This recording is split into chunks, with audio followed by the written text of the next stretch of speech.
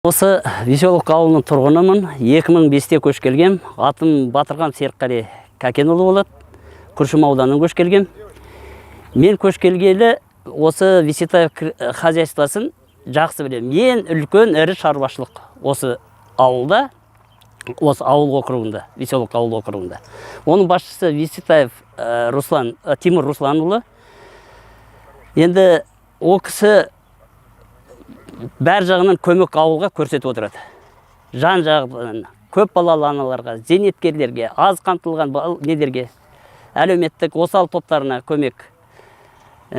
Мектеп акция арасында мектепке көмектер беріп отырады.